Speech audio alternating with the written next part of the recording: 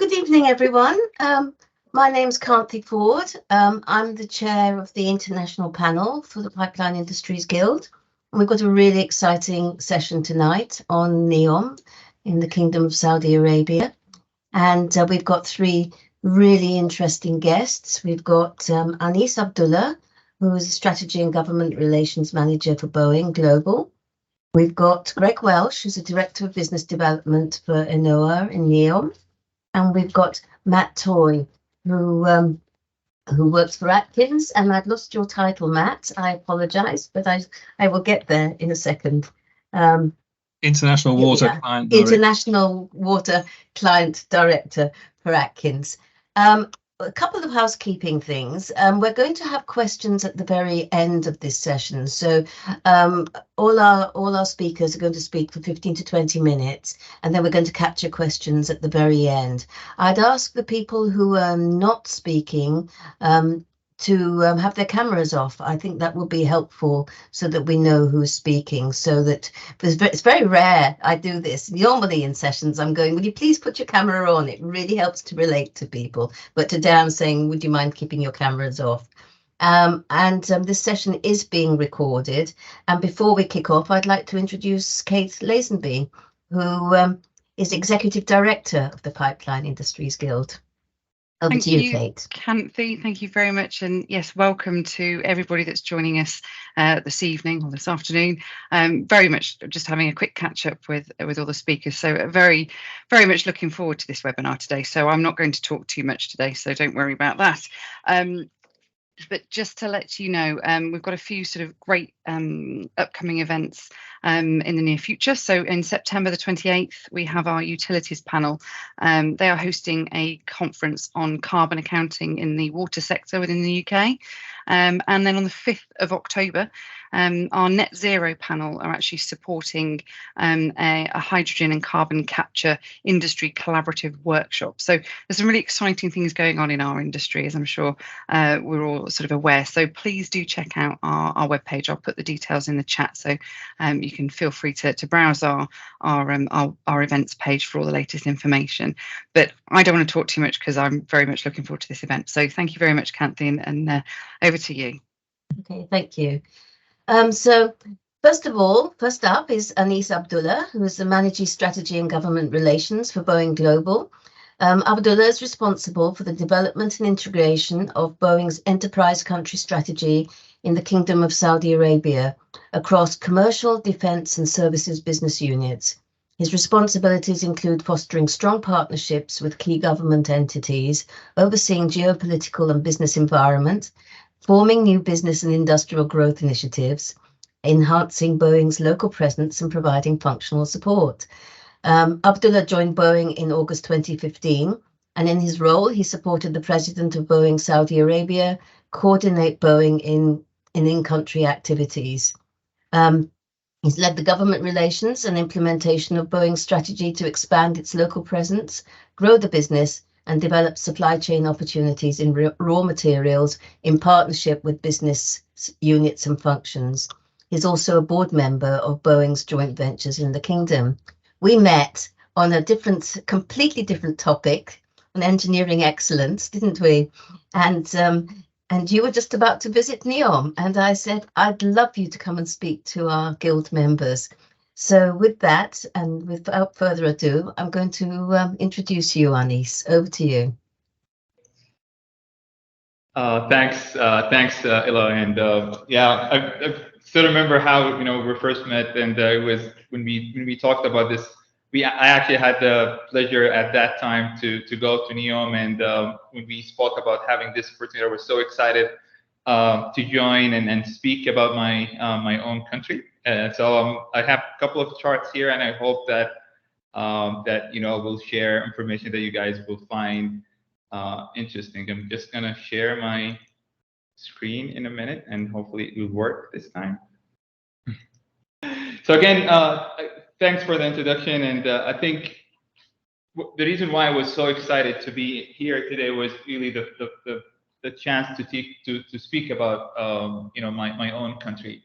I must say that I was privileged enough in my career to traveled the world from Asia, Europe, and the United States, but it was always fascinating how much different perspective you get when you meet someone who is local or actually be there and visit the place yourself. It's kind of interesting because we're living in a day where literally the information is on the top of your fingers, but it still makes a big difference when you get that information from local people or going and visit those places in person. Now I want to start with those 3 days, and there's a couple of benefits for that. I was trying to prepare for the webinar. Those are public holidays, by the way. So if you are planning to visit in the kingdom, try to avoid those days because it's a public holiday. It started, we have the founding day. So the first picture on the left is basically one of the UNESCO registered sites in the kingdom, and it's the capital for the first Saudi state, which was founded in 1727. The picture in the middle is Riyadh, where I'm today, but this was basically 1932, and this is where we celebrate our national day. Now, the difference between the founding day and the national day is there was 3 Saudi states. So there was 3 attempts by the royal family also to get the Arabian Peninsula, or basically all the regions in Saudi under one state. The one that we live in today is the 3rd Saudi state, which was basically founded by King Abdulaziz Al Saud. And September 23rd is the day where we celebrate the time where all the different regions in Saudi Arabia came under one state. And basically the picture in if you traveled to Riyadh before, this would be very familiar. This is basically Riyadh today, and this is downtown. This is the Kingdom Tower. Now just to give some perspectives here about the amount of change, because we keep telling everyone about the changes that we've experienced here in the kingdom, but let's go to the 1930s and see what other cities around the world looks like during that time. You can see New York, and you can see Manhattan on the left, and you can see London in the 1930s, and you can basically have a good understanding and appreciation on how different Riyadh was back then from the top world capitals at the time. And since then, the government, all the different kings and governments we had, they put a lot of effort to make Riyadh the country, or Saudi Arabia the country that we live in today. And basically, in a very quick glance, Saudi Arabia is a G20 member. So basically, in one of the biggest 20 economies, we have 32 million people living in Saudi Arabia, very young population. So 50% of the population is under the age of 25. And basically, if you look at from an economy and GDP point of view, Saudi Arabia is definitely the biggest economy in the Middle East. Now, we cannot really talk about NEOM or Vision 2030 before speaking about when did that started. So it all started when King Salman basically ascended to the throne, and he became the king of Saudi Arabia in 2015. The year after, in 2016, basically His Royal Highness Prince Mohammed bin Salman announced Vision 2030 to the world. And I mean, the main objective of Vision 2030 is really simple. For the largest time, Saudi Arabia was heavily depending on oil when it comes to the economy. So when oil prices is up, we go shopping, and when the prices are down, we tighten the belt, which was not really a sustainable way to manage the country. Hence, Vision 2030 main objective was to diversify the economy away from oil, and basically to make the kingdom a regional leader and a global player as well. I will not go into the details of Vision 2030, but there's a lot of programs, and as I said, it's a blueprint that really touches everything, and is built on the strength that the kingdom have already. So Saudi Arabia has been always known as the heart of the Arab and Islamic world by the two holy mosques that we have in Mecca and Medina. We wanted to also capitalize on the Public Investment Fund, which now became a very famous sovereign wealth fund, and the aspiration is to get this to be one of the, right now it's one of the top 10 sovereign wealth fund, but one of the Vision 2030 objectives is to make it at $2 trillion asset under management. Right now it's hovering around 800 billion roughly, and basically to utilize the location and geographic location of the Kingdom of Saudi Arabia between basically three big continents, and everything is really nearby. Now, when we have the Vision 2030, and we have Giga project, we have NEOM, we have Qiddiya, we have the Red Sea, and the Roshan project.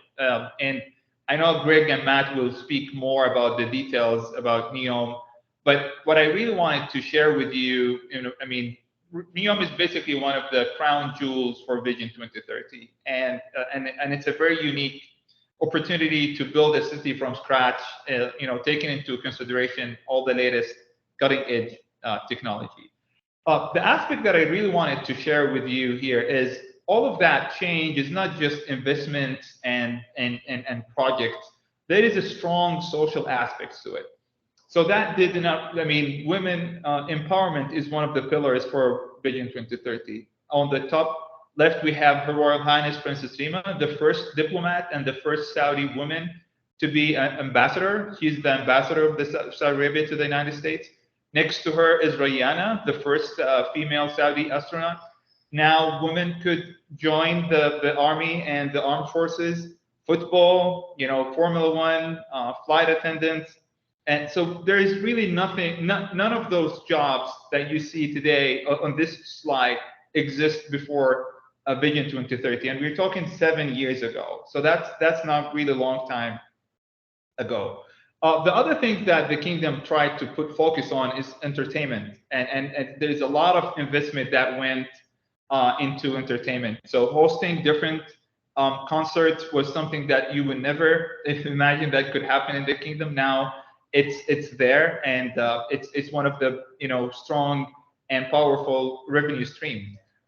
Tourism, what you see here is called the Mount of Elephant at Al Ula. It's one of the top destinations here in the kingdom, and there is a lot of investment that was put into tourism. Next is basically Formula One.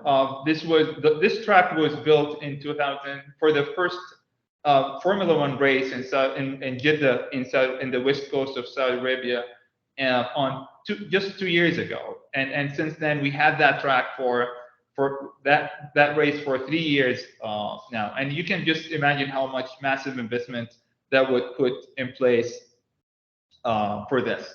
Now that getting into Vision 2030 objectives, the kingdom would not be able to achieve none of those objectives without investing in the infrastructure.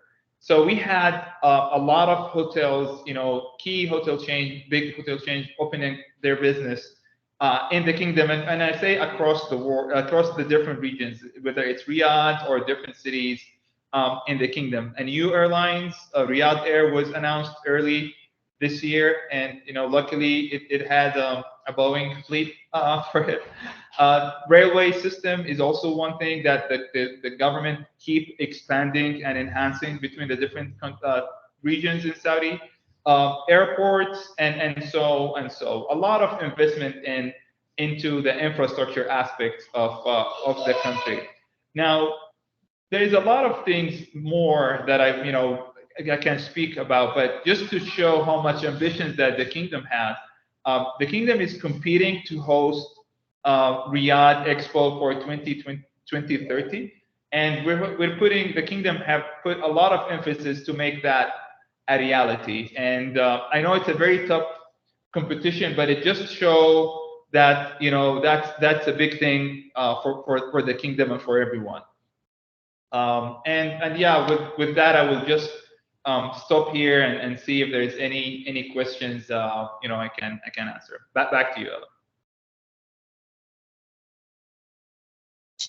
Anis, I'll be taking questions at the end of this session. The international panel for the Pipeline Industries Guild is set up so that we can showcase what the infrastructure and pipeline industries in the UK are able to do, and also understand what opportunities there are globally for the industry.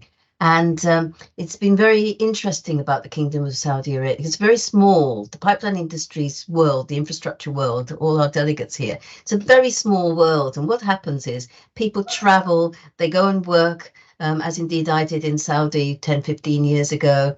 And then it becomes a sort of subculture of this is what I'm experiencing. So there's never been shared. So the fact that you're giving us a big overview has been really helpful. And I'm really looking forward now to digging into a bit more detail with Greg and hear about at NEOM, and then we'll take all the questions. So please, everybody, put your questions in the chat, and we'll take them at the end of the session. So Anis has provided the overview, and now Greg is going to talk about NEOM. Gregory Welsh is the Director of Business Development at NOAA in NEOM, and you oversee the brine component of NOAA's water's integrated desalination and zero liquid discharge strategy. You've got 25 years of management experience in the water sector, with a focus on procurement and development of major projects in water, energy, oil and gas, and infrastructure. And you've worked all over the world, including Canada, the US, Thailand, Bahrain, Qatar, UAE, and now you're in Saudi. So greetings, Greg. Thank you so much for being here. Really looking forward to hearing your presentation. Well, thank you so much for having me, and it's definitely a pleasure to be here today and to be able to talk about NEOM. I trust everybody can see my screen. I'll move into the slides here. Then let me just do this. So I think Anis gave a bit of a sort of an intro, at least in NEOM, in terms of what who we are and what we're looking to do, and I think sometimes it's a little bit difficult to describe really what NEOM is, because it is such an extraordinary vision and such an extraordinary change in direction in how the kingdom is developing out projects like this. But I think we could probably say that NEOM's a vision of what the future might look like. It's an attempt to do something that's really never been done before. And I mean, if you look at NEOM itself, it just in terms of practical where it is and so forth, it's in the northwest of Saudi Arabia. It's an area about the size of Belgium, so it is a very, very large area, and there is virtually nothing there right now. So it really will. It's like working with a blank sheet of paper in that respect, and that gives us so many opportunities in how we can actually develop this area out. It will be built with a new legal framework, which gives us opportunities to really push and attract investment into the area and home to new economies and thriving businesses. This is a shot of one of the regional areas within NEOM. This is called Oxagon, which is really the really where most of the industrial manufacturing and so forth will take place. And you can see sort of in the inset of that slide also, just to show that NEOM is quite strategically located. It's only about a 6-hour flight from 40% of the world. So it is quite close to Europe and other areas such as that. And Oxagon itself, as an industrial area, is also quite located in a very strategic location. There is a port in the middle of Oxagon, which will provide connectivity through the Suez Canal up to Europe and the Americas, and then down in the south to Africa and to Asia also. Again, much of what NEOM is about attracting business, attracting people to come and want to live and work and share in this experience.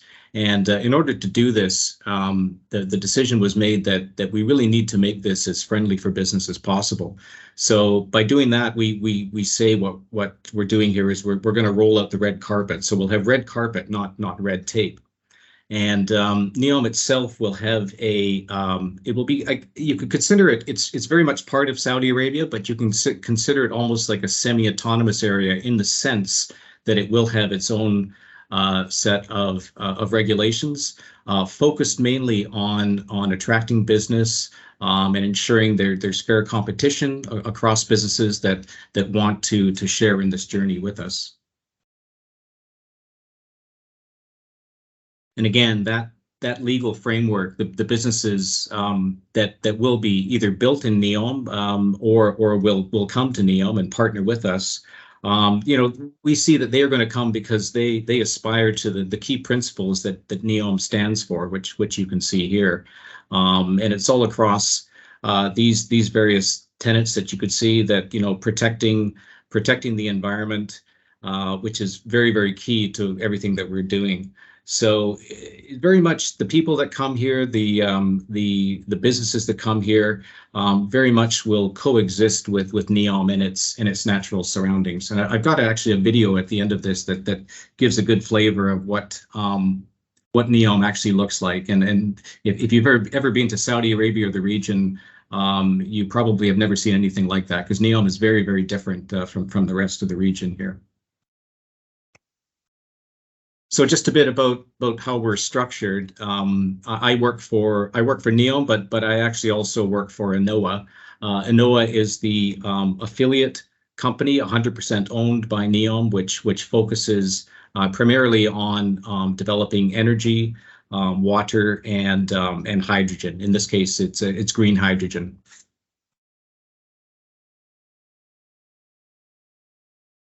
So water itself, you can see our vision for water on the right-hand side of the screen there. And, our vision statement really reflects our core values, which are really around sustainability, circularity, and protection of the environment.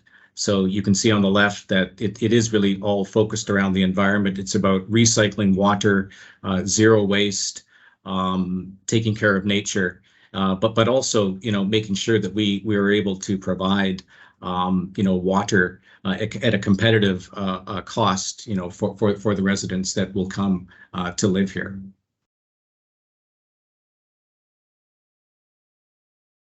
And sustainability is key for everything that we're doing. You can see on this slide we put at the very bottom here, or on the bottom right, a number of the UN Sustainable Development Goals, which very much align with the goals that NEOM wants to project. So in other words, the water that we provide, in terms of the overall water cycle, we will not be making any discharges back into the sea. We will be doing 100% recycling of water. We'll be looking to develop a water system in terms of the network that we are trying to achieve as the lowest non-revenue water in the world. And we're going to do this with a smart water system, which I'll have a few slides about that in a minute. So again, it's all around the circularity around that, around being water positive, and it's also about producing products that we can from our water system. In this case, from our wastewater. We don't call it wastewater, we call it recycled water, and the brine that comes from our desalination plants, and how we can actually create products that can enhance the overall economy and the environment within the area. So it's a bit of a busy slide, but just to show, when we talk about water, we have to start with water demand. And the water demand that we project on the right-hand side of the screen here, it takes into account the various uses that we will have, obviously the population, but also, we need water for manufacturing, landscaping, food and agriculture as well. Our first, we've looked at this in various ways in terms of how we can actually provide water into NEOM. There is quite a large aquifer that runs through the NEOM area and up into Jordan. But it is actually quite a distressed aquifer, and it was decided that we would not use groundwater for provision of water into NEOM. So that left us with seawater, of which obviously there is an abundance, and we decided to go down the route of doing 100% seawater desalination to provide that water into NEOM. I think what we'll lead into in a couple of minutes here is really our approach to seawater desalination, which essentially is looking at 100% recovery of the brines that come out of this desalination facility, so that we can protect the marine environment, but we can also create I guess what we're calling actually a brine mining operation downstream, that we can extract value from those brines. So this is actually our approach. We are developing this out now. We are developing out our first desalination plant. You can see that on the left-hand side of the screen. The desalination plant will be what we call a high recovery selective desalination plant. In other words, it is designed specifically to give us brine streams that we can fairly easily, I shouldn't say easily, but we can more readily develop, and we can extract the value of those brines as they go downstream. It is the other thing I should mention, which I don't think I've mentioned so far, is everything within NEOM will be run by renewable energy. So it's both solar, wind. We're looking at some other sources such as geothermal, perhaps pumped hydro, in order to give us the flexibility that we need.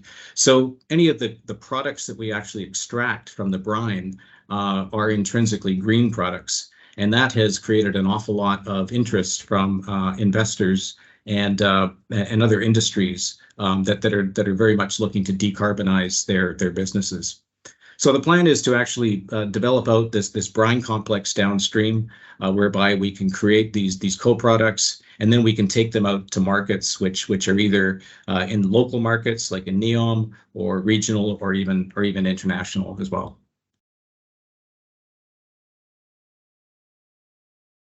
And again, it's an integrated complex, so it'll provide opportunities that around being able to achieve these sustainability goals.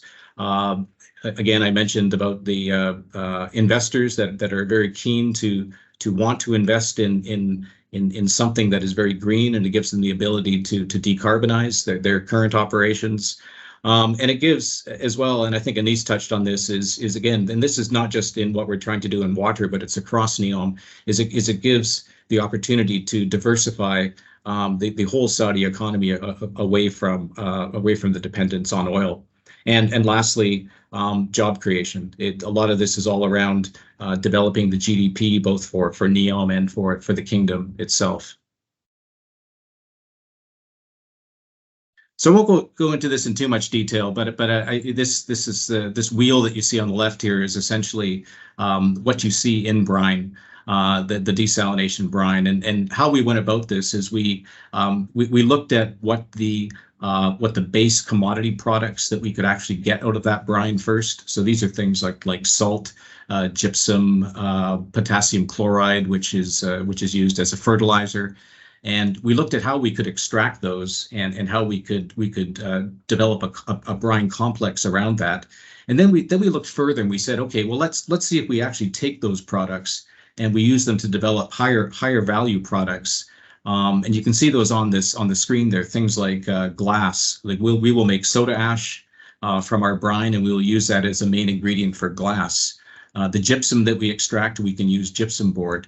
We can develop gypsum board.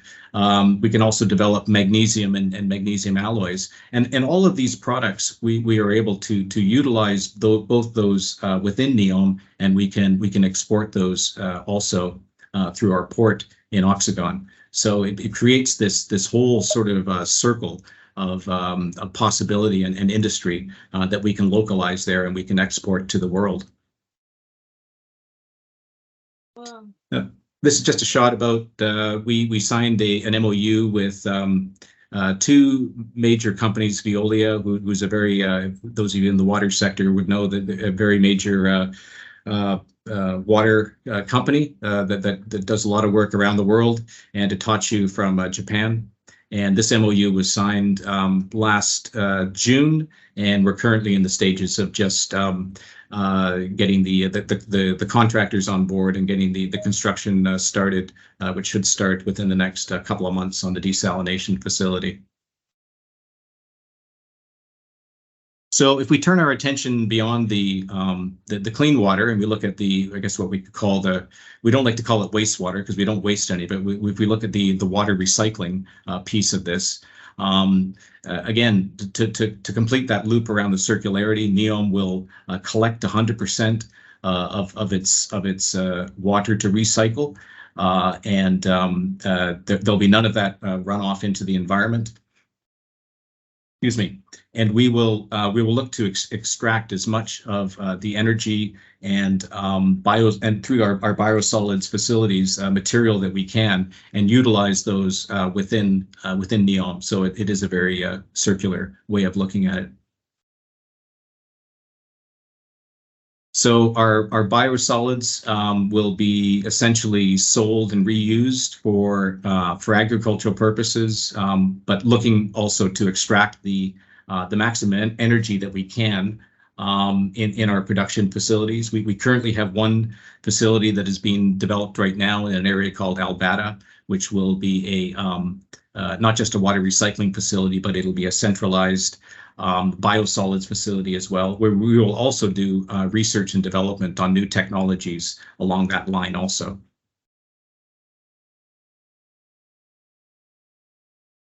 And again, if we look at the sort of the overall cycle of what we have within our recycling and resource area, whereas our treated water, our desalinated water will be a centralized system. Our water recycling will be more decentralized. So we'll have 16 or so water recycling plants and water resource recovery plants, which will be more, the water resource recovery plants will be more centralized in the sense that the recycling plants will surround them and they will take their biosolids to them directly. So you can see the output there that's planned in up into 2030 in terms of the total size of those facilities and the amount of material that we will actually be dealing with at that time. So sort of pulling this all together, and I think which is sort of like, I would say, the backbone of everything we're trying to do in our water sector is about creating a smart water system. And that starts with digital. And one of the achievements, or I should say, one of the key areas that we're focusing on is trying to provide a system that has what we would consider probably the lowest water losses in the world. So we're looking at less than 3% network losses. We'll achieve that, we hope, through two ways, really. Our main transmission lines that we develop, the large diameter transmission lines that go from the treatment facility up to the main areas, will be in concrete culverts, and that will provide the ability that we can continually assess and monitor those pipes, and if there is any issues of leakage or anything, they can be dealt with directly. And then beyond that, the focus will be on smart field devices, things like data analytics, digital twins, and AI as well. And all of this is around developing both those field devices and those monitoring devices, so that we can that we can have this fully integrated network.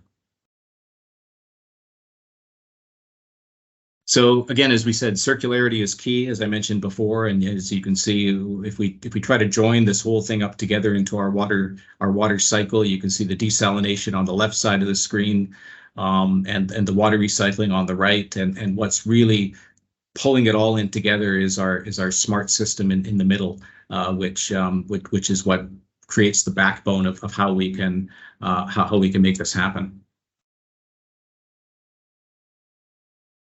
And we can't do any of this. I think a lot of what we try to do in NEOM, obviously, you have to construct using technologies and equipment and processes that are available now. But NEOM is very much about the future more than anything else. So innovation is a very, very key component of our strategy. And we're developing out our water innovation centers, both to develop out new technologies and new ways of doing desalination and brine processing, and also smart water and the water recycling piece of it as well. So this has been done by developing a water innovation center in NEOM that we can actually pilot new technologies. We can bring startups in, and we can work with them to look to develop out their early stage technologies. And also on the right hand side, you can see what we have been doing in the last couple of years is associating with a lot of universities around the world. Most recently, Penn State University, we signed an agreement with them to do sponsored research in a framework setting over all of those particular topics there. So that's pretty much what I've got. I'm going to move into a video here, which gives you hopefully a good flavor of what NEOM actually looks like, and also it gives a good idea, I hope, of what some of the construction that's going on right now related specifically to our water sector. So I hope you can see this okay.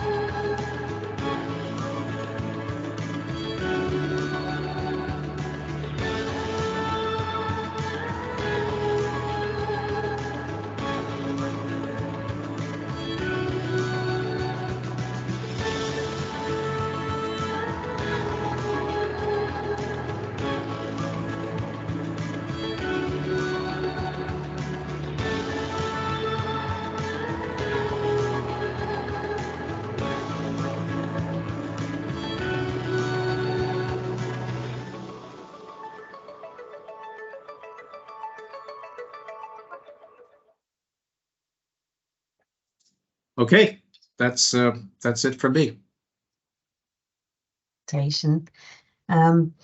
It's certainly given me more questions to ask you at the very end, and I see some questions are starting to come up in the chat now, so that's brilliant. Thank you for your time. It's fascinating.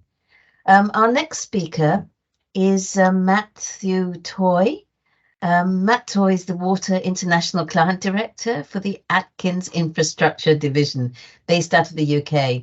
With over 35 years of professional experience, Matt has lived and worked in Europe, Africa, and Asia, delivering water and wastewater projects, as well as working in the US, Canada, Australia, and Oceania, with a particular focus on the mobilization of private finance to deliver water and wastewater infrastructure. Matt has led the growth of PPP and advisory work in the Middle East especially. Of recent interest has been the delivery of the Kingdom of Saudi Arabia's management of O&M contracts for the National Water Company. Matt has been leading Atkins water support for NEOM for the last 4 years, which has seen Atkins appointed to 5 delivery frameworks and undertaking groundbreaking water market projects for NEOM.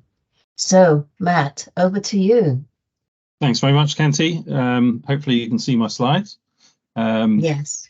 Yeah, thank you. We had 2 very good introductions there to NEOM. Anis gave the kind of strategic overview of the march of a nation and how rapidly Saudi is developing. And having been involved with Saudi Arabia for the last 10 years, I can really echo what he said. The rate of pace of change is just amazing. Really, really rapid change on a weekly and monthly basis. And Greg's given a really good overview there of what Enova and NEOM are all about, and what the strategic objective is and the vision is. I'm going to give a bit more of a kind of bottom-up vision from the perspective of a modest supplier who's working with NEOM to deliver some of the projects. So you've had the grand vision, and I'll talk about some of the projects and some of the reasons why Atkins is involved and some of the things that we've been doing. As Anis has said, NEOM is a massive venture that's really about delivering change. And NEOM's vision statement very much is around it being a land of the future, where the greatest minds and best talents are empowered to embody pioneering ideas and exceed boundaries in a world inspired by imagination.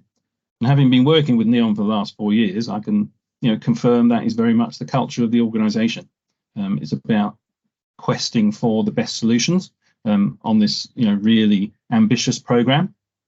So with my 15 minutes, I'll give a quick overview of Atkins Water in the Middle East, what we've been doing in the Kingdom over the last 5 to 10 years or so, and therefore what we're interested in doing with NEOM and some of the projects that we're doing with NEOM, and a bit of insights that hopefully will be useful to you on what NEOM is seeking from its suppliers and the sort of attitudes that we've found helpful in building a good working relationship with NEOM in our time.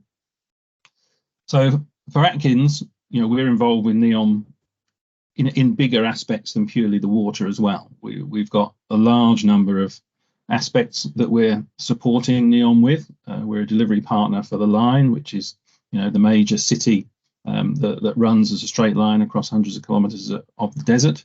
We're involved with the master planning for the Octagon, which Greg mentioned in outline as the high-tech innovation industrial zone, and the section of the work that I'm involved with, which is the supporting Enova in the water side, water, wastewater and TSE reuse through our various frameworks that we have with Enova.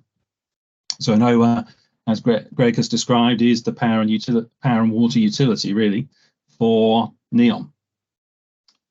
So going back a little bit and looking at Atkins in the Middle East, what have we been doing in water over the last 10 years or so? Atkins is a multifaceted consultant involved with lots of fields of endeavour.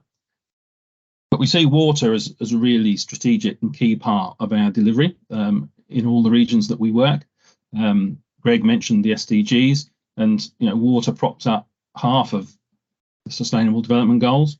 So if you're involved with infrastructure, you need to be involved with water if you want to be really influential in infrastructure, because it's absolutely critical, obviously, in all kind of human endeavours.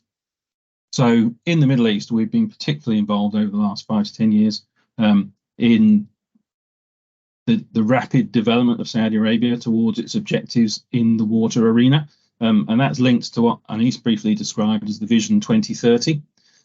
So Saudi Arabia has defined really ambitious plans to develop the country and to develop service provision in the country and to seek sustainability and diversification in all that it does, so that the country really steps up to its place in the world as a major economy, and water service provision for everybody, good wastewater treatment, and effluent reuse, water efficiency, protecting environmental water resources are absolutely critical for that.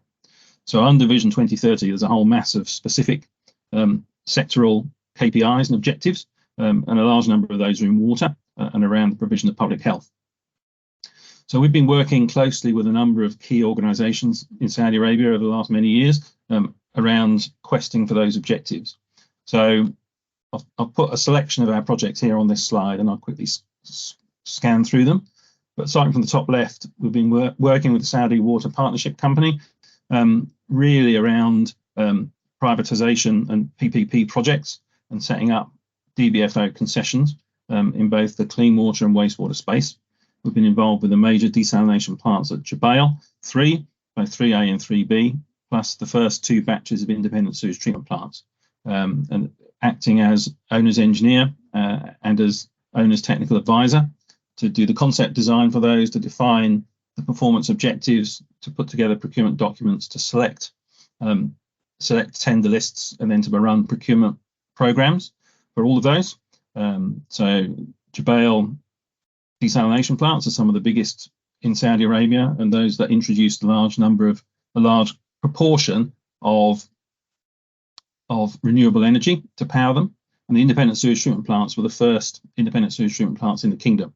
So covering Dammam, Jeddah, Taif, Buraida, Medina and Tabuk, with first time independent sewage treatment plants, something in the order of 200,000 cubic meters per day sort of size.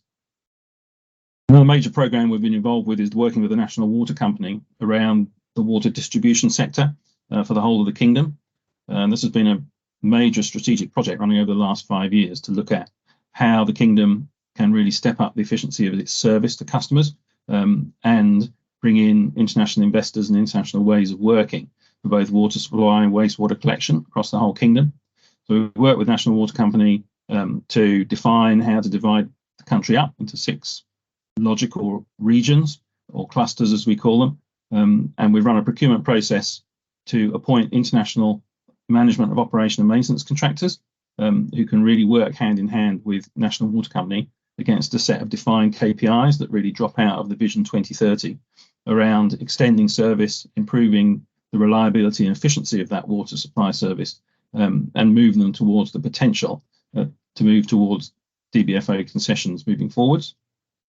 Similarly, for Saline Water Conversion Company, on the desalination side, we've been involved with their restructuring and privatisation program over the last 5 years, which has involved us in carrying out detailed surveys of most of the desalination facilities in Saudi and understanding their performance and what is required as investment to maintain their serviceability and potentially make them more efficient as well, such that we can provide vendors due diligence reports to help them structure their privatisation programs as well.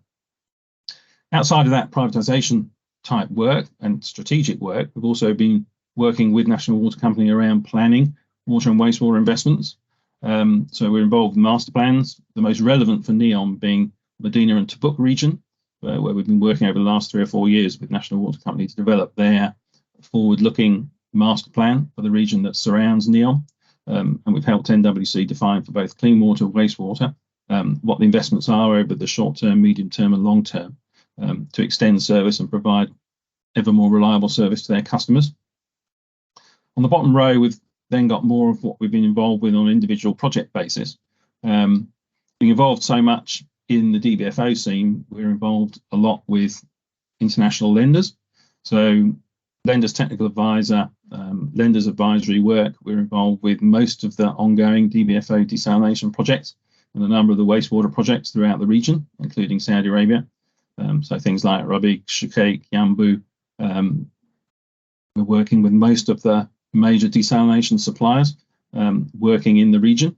And in the detailed design front, we've delivered the Bremen strategic reservoirs as detailed designer for the D&B joint venture between Veolia and Al Mahadib that provided the strategic reservoirs for Jeddah, which provide 2-day strategic storage, major post-tension reinforced concrete reservoirs, which we got Guinness World Records for the world's largest water storage facility, and they're the only strategic reserve that's currently operating, fully in operation, as we were the first. There's a number of others that are currently under construction around the kingdom. Outside of Saudi Arabia, we've been involved on the wastewater side with a number of wastewater facilities and wastewater concessions throughout the region. And I've just got the picture there for the Doha Terminal Pumping Station, where we did detailed design for the mica works for the deep pumping station to lift wastewater from one of the strategic tunnels that's being driven under Doha. And then bottom right is our work for NEOM, where we've been working with NEOM for the last 4 years or so. So this gives a scattering view of the various desalination plants that we're involved with throughout the region within the kingdom and the UAE. So we've got, as you can see, a pretty good geographic spread there of the major desalination plants around the kingdom. We're generally working in the lender's technical advisory space, but also owner's engineer for a number of them. So when we look more closely at NEOM, NEOM runs their procurement for most of the water work and wastewater work that they do through a series of frameworks, which can run from 1 to 3 years, depending upon the particular type of work envisaged. And they're similar in a way to the UK water industry type frameworks, where NEOM like to appoint between 4 and 6 consultant organisations to act as kind of panel of consultants to provide a bit of internal competition, to pursue internal opportunities, but also to cross-review each other. So there's a number of frameworks that come up for renewal every so often, and Atkins has been successful on getting on the list there. So clean water, networks, wastewater, desalination, water resources and asset management. And those frameworks, as I say, have between 4 and 6 consultants typically appointed to them and come up for rebid relatively frequently as necessary, as required by NEOM. When we look at the particular projects that we've delivered for NEOM, Greg mentions the zero liquid discharge desalination facility. Pardon me. Atkins are the owner's engineer for that facility. So we're working with Itochu, Veolia, and NEOM at the moment. Very, very busy doing design reviews and developing the concept designs and detailed designs. And as Greg says, that's going through procurement at the moment to bring other contractors on board. That's a photograph of what's there at the moment. So it's a site ready for the desalination plant, but preliminary works are literally about to start any day now, with a very tight procurement and construction program to deliver that project. And that's a sizable project. It's extremely ambitious in the performance requirements of the plant, but also size-wise. Phase 1 is going to be 500,000 cubic meters per day. It's a sizable plant that is going to operate to extremely high performance standards, so that it moves towards a zero liquid discharge and starts to provide the selective brines that Greg needs for his brine mining programs. Pipeline design, there's large amounts of networks. As Greg showed in his slides and the animation, you could see some of the strategic pipelines that are planned to link together the various developments within the NEOM region. This is a massive pipe building program for clean water predominantly, but also for recycled water, plus some strategic wastewater pipelines as well. We're involved with some of those pipelines, but they also involve booster stations, reservoirs, storage tanks, very significant spending on pipelines there. On the strategic side, we've been working with NEOM for the last 3 years on their bioresource strategy.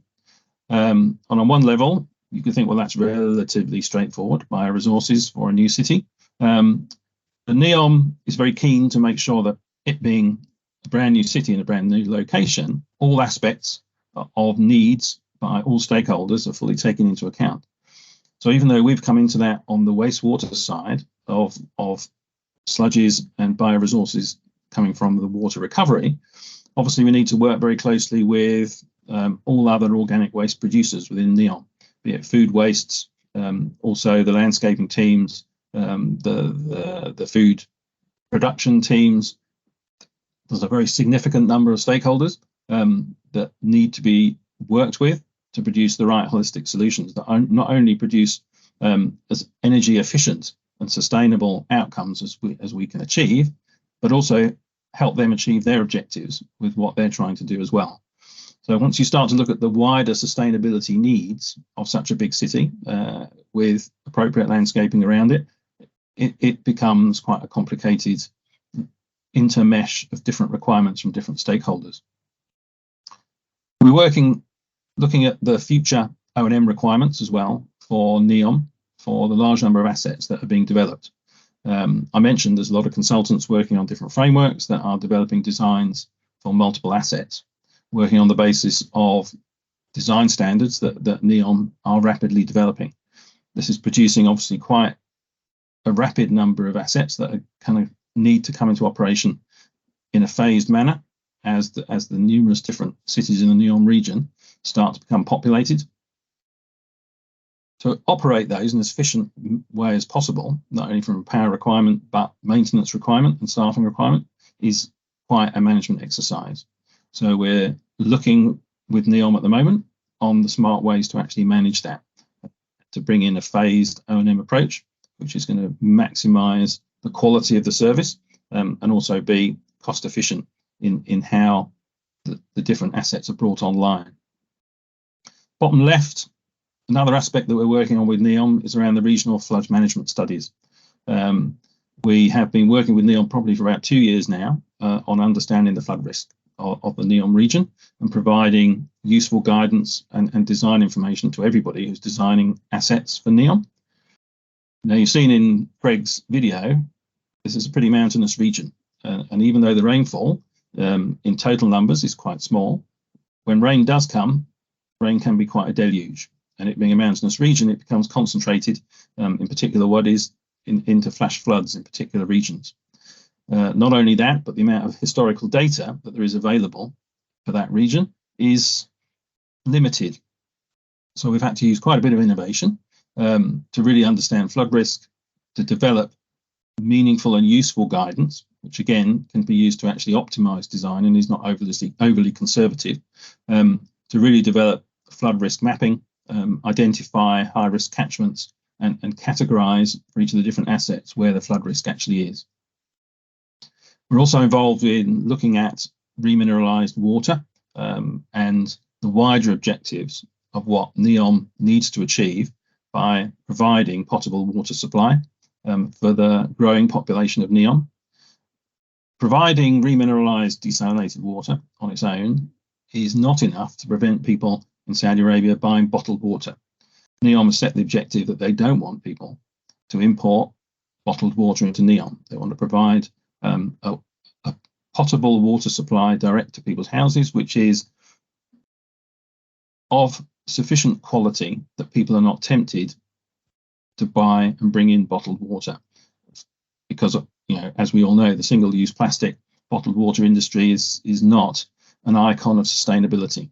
So NEOM has set there's a very clear objective not to support that industry at all.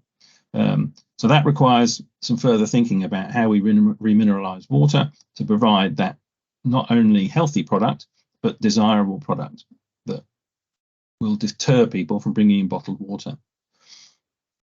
On an individual asset basis, we're involved with designs such as the Al Bada Sludge Handling Centre that Greg mentioned earlier, and also looking at how we phase recovered water assets to actually bring them online in an efficient manner, such that we are efficient about when NEOM spends money and develops assets with a large number of different city areas coming online and requiring service at different times.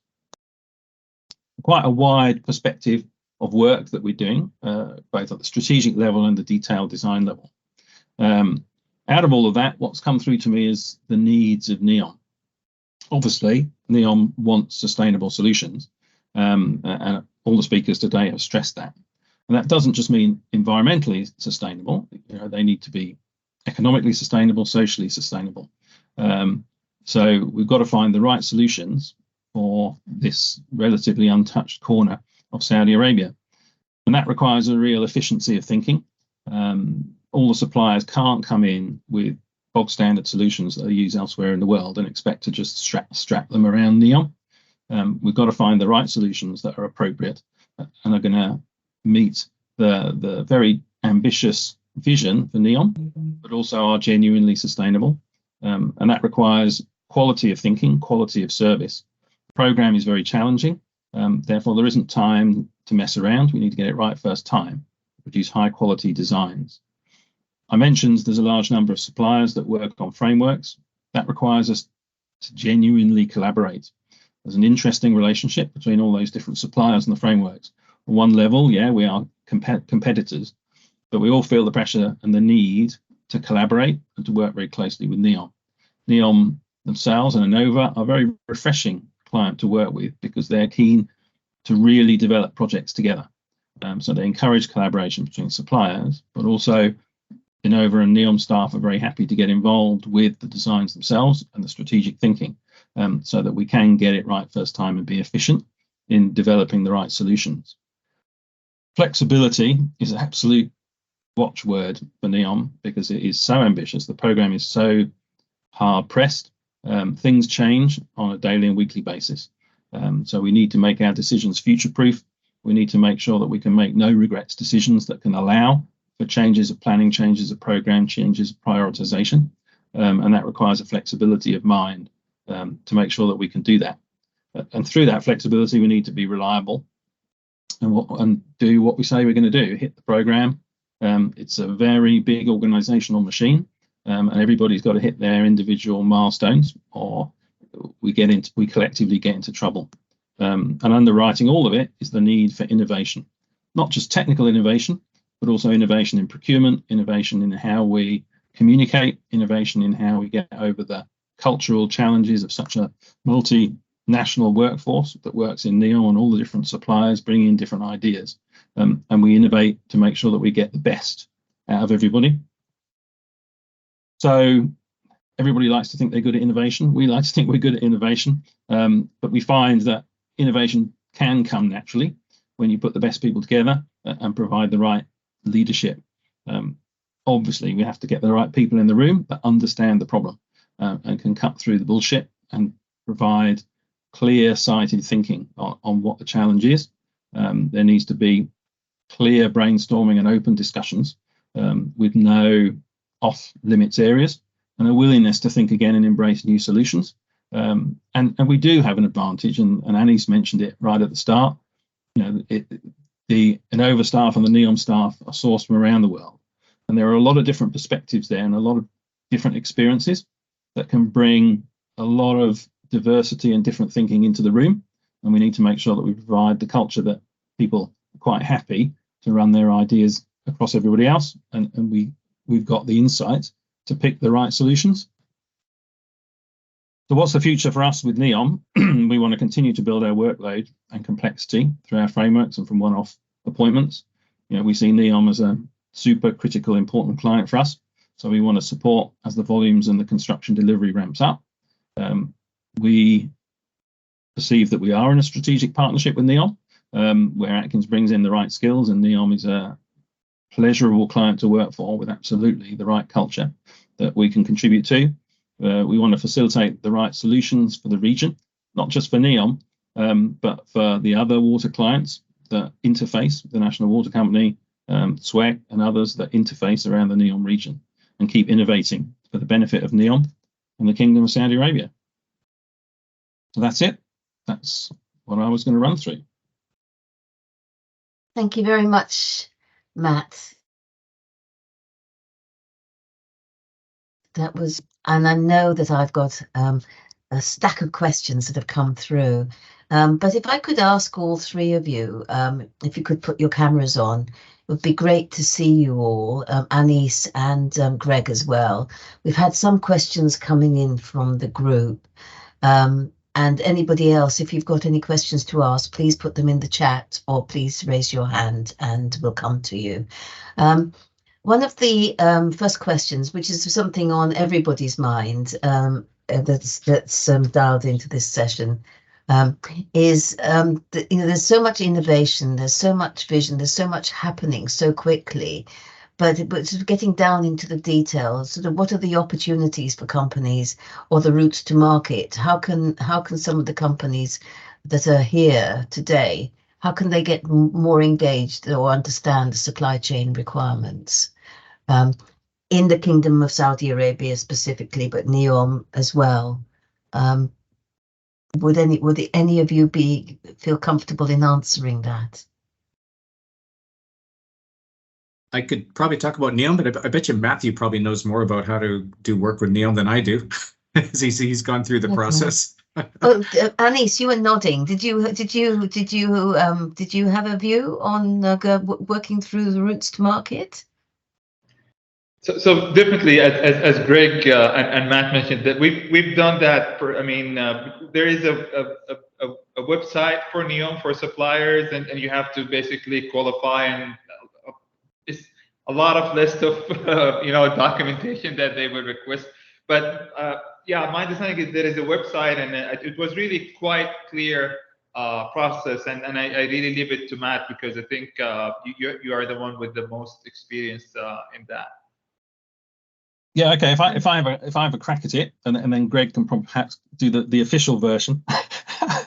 I think you have to be visible. What I was trying to do with my presentation is give a bit of context of the visibility that Atkins has got in the kingdom around water, and particularly the strategic side of water and engaging private finance in water. These are very relevant things for NEOM, for the sort of work that Atkins does. You've said it yourself, Kanti. This particular gathering is it's a small industry. People know each other, and the water industry is just a slightly bigger macrocosm of that. Everybody probably knows people that are working within NEOM. NEOM's quite an open organisation to communicate with, to talk about your ideas. And NEOM puts a lot of effort into engaging with supply chain. They do roadshows around the world in various different capitals. I know they've been out in Southeast Asia, they've been to the UK a lot, they've been to the States a lot. So they put quite a bit of effort into engaging with supply chain. So I think people need to get their feelers out there, engage through the website, as Anis says, engage through your contacts, just to find out what's going on and try and get yourself onto one of these kind of roadshow sessions that happens. There is a direct application way to get into NEOM through the website to become a registered supplier. But like all these things, NEOM, like any client, needs to recognize and see that your organization brings something that they want. So being visible, having those good stories to tell about what it is your particular technology is or your particular skill is, and how you think that would really benefit NEOM. That is the key messages to get across to them through those various modes of communication. Thank you, Matt. Greg, would you like to add, or was Matt say the official version as well? That's Matt's sense of humor.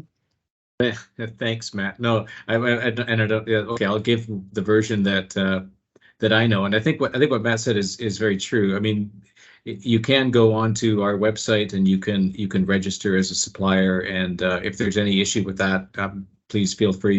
You can reach out to me. I can put you in touch with the right people in our procurement, so that there's no issue there. But you're right. That's only the first step. I mean, there really needs to be that sense of visibility in terms of what you can offer for us. We are very open to looking at all new technologies, all different companies.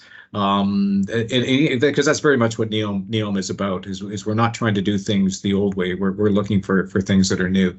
So if you have something new, if you have if you feel that you're very aligned with what we are doing, then yeah, there needs to be a way that you can get in front of us somehow. I think Matt mentioned a couple of them. We do road shows. We do that sort of thing. But I think you can contact us. And we can certainly have a discussion. We're willing to do that. That's not an issue. Thank you, Greg. You talked. I mean, this session has been quite primarily around water and NEOM, the water infrastructure. You know, as an organisation that's wider than just water, I'm curious, you talked about collaboration, and I'm curious whether there has been some strategic collaborative activity between water and energy and transportation in terms of the infrastructure that you're creating across the region. So collaborations with energy, or you mean with other energy providers, or within NEOM itself? Yes, I mean, what sort of energy sources are you focusing on, for instance, and what's the cross sector collaboration that's going on in that area? Yeah, so I mean, in the energy side, again, it's renewable energy. We have, as I mentioned, NOAA is energy, water, and hydrogen. So the largest actually piece of NOAA is energy. They're focusing on developing out the various stages of the power supply that NEOM is going to require. And that's a big task, because to try to do something 100% with renewable energy, that's an awful lot of, and again, it's going to be done primarily with PV and with wind power. But also we're also examining geothermal and other sources of storage that can give us that flexibility. So it's a big thing that we have to get in place. Yeah, absolutely. And I would expect that transportation as well, vehicular transportation is fitting into that as well, is it? Yeah, well, I mean, when you talk about vehicles, you have to understand also that the way that NEOM will be laid out is there will be no traditional vehicles in NEOM. So it's going to be completely fossil fuel free. So we will have rail, we will have electric vehicles, this sort of thing, but it won't be like a typical road network per se. If you look at the line, for instance, the line is essentially, you can think of it as a city that is put into a line, but it is connected by rail underneath it, and that is how you get from one piece of the line to the other is through rail. And it's designed in such a way that you can essentially travel quite seamlessly and very quickly from one end to the other. And that's all around the whole livability piece of what we're trying to do within NEOM. Okay, thank you. I've got a question here from Anis. Yes, you were going to say something. If I may, and I just want to add to what Matt and Greg covered. I think the key here is, like NEOM, like from the name of it, and it's Greg covered. NEOM is new, and M is Mustaqbal in Arabic, which means future. So it's the new future. And I remember my first meeting with NEOM, and they were saying that, yes, the kingdom has Vision 2030, but for us in NEOM, we would like to bring 2050 to 2030. So they're looking at all kind of new technology, and that's been the key. And in all the different meetings I had with the different teams in NEOM, if this product is something new, if this will position, NEOM to be like a pioneer in that kind of thing, that was always something of attraction for NEOM across the board. So I just wanted to share that with everyone. Thank you very much. Sean Greenwood has just put in the chat that the Pipeline Industries Guild runs innovation awards every year, and it'd be great to see some of these projects entered into the awards ceremony. So please do contact Sean Greenwood. I'm sure, Sean, you'll get our presenters' email addresses and you can contact them directly. There's a question here for you as well, Gregory. You mentioned that you're planning to use 100% desalinated water. I'm sure that, Matt, you'll have a view on this as well. So have there been any discussions or thoughts around cloud seeding in the region? I think we have looked at it. I mean, that probably fits not so much within my remit under my as a in the water sector, but we have an environmental sector as well and we have looked at some technologies even beyond cloud seeding in there. But I think they're it is something that we could look at further, and we probably will. But I think from a sort of reliable perspective in terms of being able to produce the amount of water that we need for the needs of NEOM. I cannot see. It may be something that in the future we could perhaps augment it by. But I think one of the problems with cloud seeding also is in terms of in the area that we have here, especially during construction right now. We would have to be very careful about how that would actually affect construction activities. And then, from a regional perspective, we would need to see how that would fit in with the overall, the water resource, studies and stuff that we are doing so far here. So, I think if I can add to that, Greg, I think from an environmental perspective, cloud seeding, has its drawbacks from an environmental perspective. One of the key tenets of NEOM is not just to protect the existing environment that's in that region, but also to enhance and ideally improve it. If you're relying upon cloud seeding as your main source of water, that would make a significant change to the environment by changing the rain patterns. Okay, interesting. I'll have to do a little bit more research on this, clearly. There's a question here specifically for you, Matt. The company in question has been trying to introduce solutions to Atkins aimed at sealing, connecting and protecting pipeline assets. They want to know how they can get in front of your engineers. By all means, email either myself or Richard Weeks, I would say. And yeah, we'll support. I would have just put Richard Weeks in the frame. I'm quite happy to say myself well. When I get the email, I'll just send it to Richard Weeks. That's all. Absolutely. And then one question from me. Pipeline infrastructures of any description require security measures. What sort of security measures or against cyber attacks, etc., has NEOM put into the frame at the moment? I can't go into the specifics to those because I'm not really aware. But I know that certainly, I mean, across the board, I mean, NEOM will be very much controlled by an overarching cyber network across all of the to make it like a smart city, I suppose you could say. And you're right that there is opportunities to be vulnerable in those sorts of situations.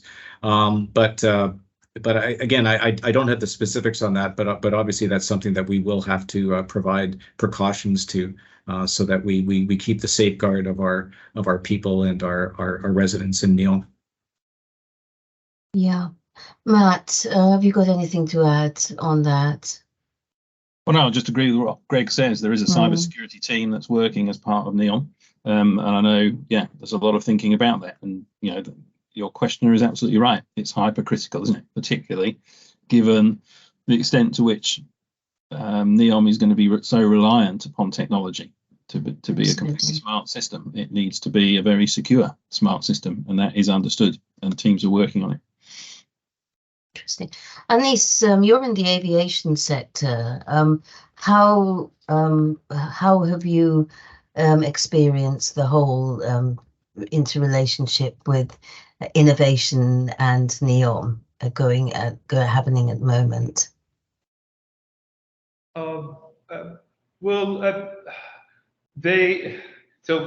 NEOM have a very advantageous location geographically, and I was looking at Greg presentation, and it's really close, like to a lot in Europe and a lot of destination, and that's why for aviation, it's in a very good location. But when they look at the city that Greg mentioned, when I was there, it was and basically an event for NEOM for one of the eVTOLs.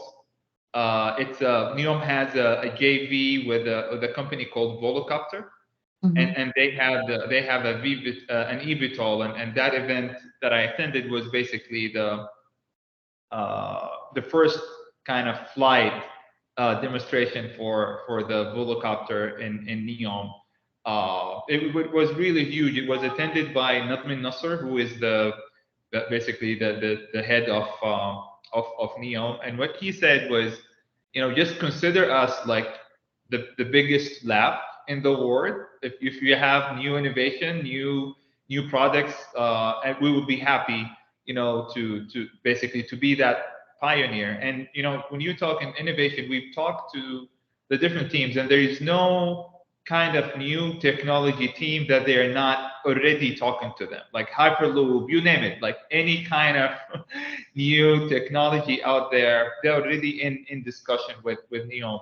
But I must say that they also trying to make sure that whatever concept is something that can be implemented. And this is where, it's kind of tricky, because everyone have a good idea, but they don't want something that would never be, implemented. And that was in all our discussions with NEOM, especially on the aviation side. They're always looking at what's next, what's out there in the industry, and how can we be the first to implement that technology.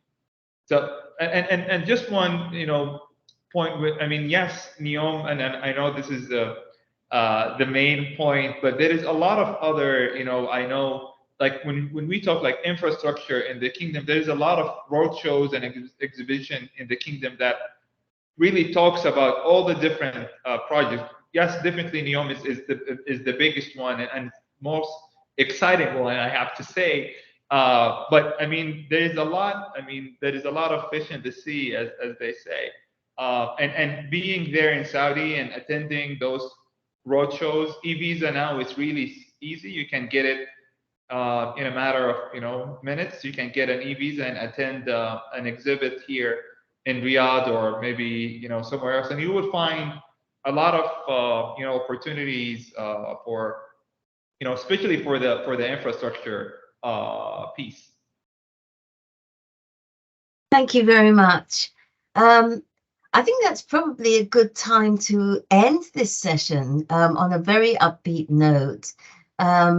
There's lots of opportunity to explore. I'd very much like to have a session next year where we were looking wider at the wider infrastructure opportunities and some of the innovations that are being implemented.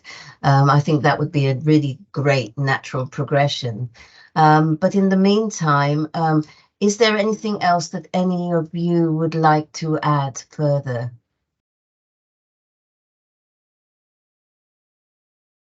Greg? No, nothing else from me. It was a pleasure to be able to present NEOM, and I look forward to seeing anybody. If they want to come visit us, please do. Thank you, Greg. Matt?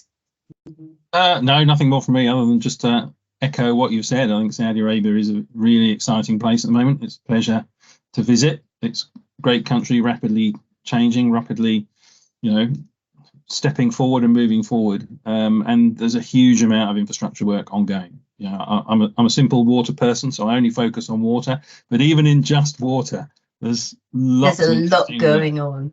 Yeah, absolutely. And Anis, your enthusiasm is great. You do a great service for the kingdom, just in your enthusiasm about what's possible. So thank you so much for presenting as well today. Thank you everybody who's attended. Thank you to Greg, to Matt, and to Anis for your help and support and for introducing this. And we look forward very much to meeting with you again in the future. So do come to any of our events, and yes, let's see what happens in terms of the awards, the innovation awards. Thank you all very much. Thank you. Goodbye. Thank you. Thank you, everyone. Stay safe. Good evening, everyone. Okay.